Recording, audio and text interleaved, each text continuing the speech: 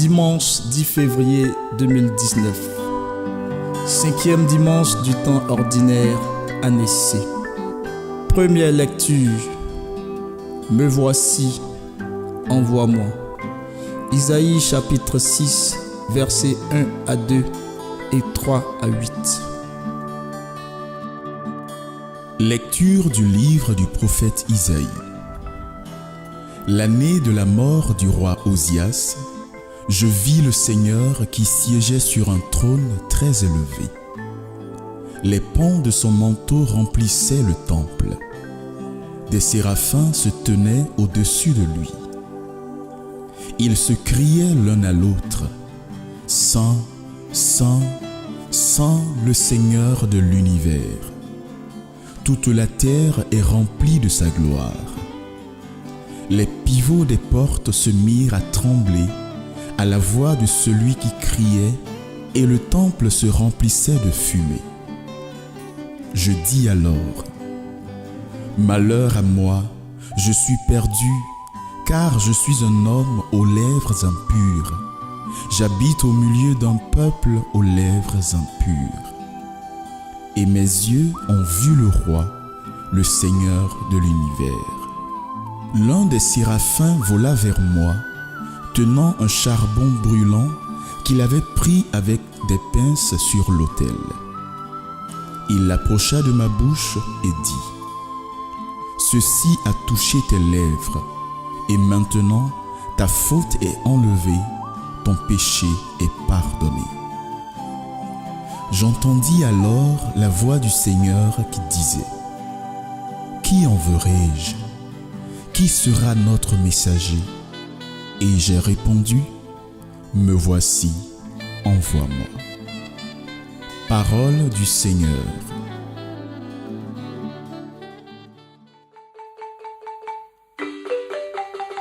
Psaume 137. Je te chante, Seigneur, en présence des anges. De tout mon cœur, Seigneur, je te rends grâce. Tu as entendu les paroles de ma bouche. Je te chante en présence des anges. Vers ton temple sacré, je me prosterne. Je rends grâce à ton nom pour ton amour et ta vérité, car tu élèves au-dessus de tout ton nom et ta parole. Le jour où tu répondis à mon appel, tu fis grandir en mon âme la force. Tous les rois de la terre te rendent grâce quand ils entendent les paroles de ta bouche. Ils chantent les chemins du Seigneur, quelle est grande la gloire du Seigneur.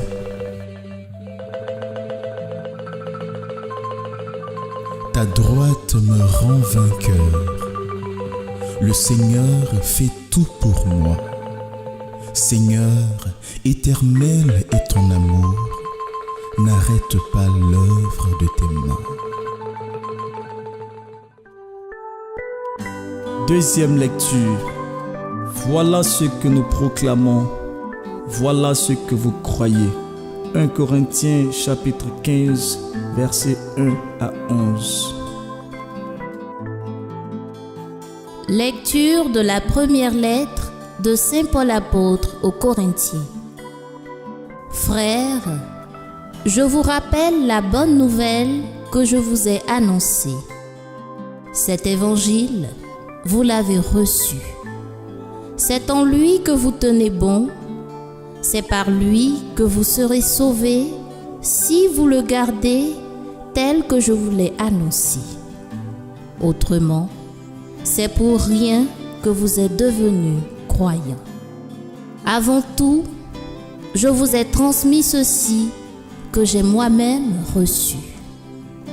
Le Christ est mort pour nos péchés, conformément aux Écritures, et il fut mis au tombeau. Il est ressuscité le 3e jour, conformément aux Écritures. Ensuite, il est apparu à Pierre, puis aux 12.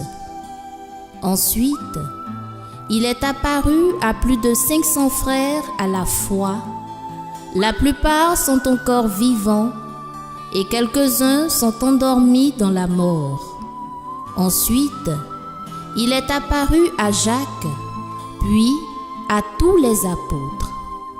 Et en tout dernier lieu, il est même apparu à l'avorton que je suis. Car moi, je suis le plus petit des apôtres. Je ne suis pas digne d'être appelé apôtre, puisque j'ai persécuté l'Église de Dieu. Mais ce que je suis, je le suis par la grâce de Dieu, et sa grâce, venant en moi, n'a pas été stérile. Je me suis donné de la peine plus que tous les autres.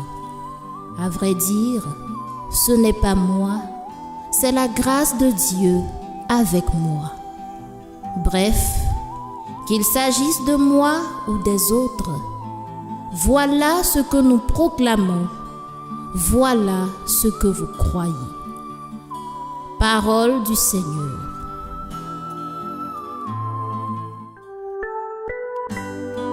Venez à ma suite, dit le Seigneur, et je vous ferai pêcheurs d'hommes.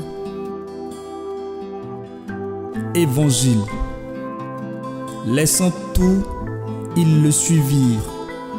Luc chapitre 5, versets 1 à 11. Évangile de Jésus-Christ selon saint Luc. En ce temps-là, la foule se pressait autour de Jésus pour écouter la parole de Dieu, tandis qu'il se tenait au bord du lac de Génézareth. Il vit 2 barques qui se trouvaient au bord du lac. Les pêcheurs en étaient descendus et lavaient leurs filets. Jésus monta dans une des barques qui appartenait à Simon et lui demanda de s'écarter un peu du rivage. Puis il s'assit et de la barque il enseignait les foules. Quand il eut fini de parler, il dit à Simon : « Avance au large et jetez vos filets pour la pêche. » Simon lui répondit : « Maître, nous avons peiné toute la nuit sans rien prendre. Mais sur ta parole, je vais jeter les filets. » Et l'ayant fait, ils capturèrent une telle quantité de poissons que leurs filets allaient se déchirer. Ils firent signe à leurs compagnons de l'autre barque de venir les aider. Ceux-ci vinrent et ils remplirent les 2 barques à tel point qu'elles enfonçaient. À cette vue, Simon-Pierre tomba aux genoux de Jésus en disant : « Éloigne-toi de moi, Seigneur, car je suis un homme pécheur. » En effet, un grand effroi l'avait saisi, lui et tous ceux qui étaient avec lui, devant la quantité de poissons qu'ils avaient pêchés. Et de même Jacques et Jean, fils de Zébédée, les associés de Simon. Jésus dit à Simon : « Sois sans crainte, désormais ce sont des hommes que tu prendras. » Alors ils ramenèrent les barques au rivage et laissant tout, ils le suivirent.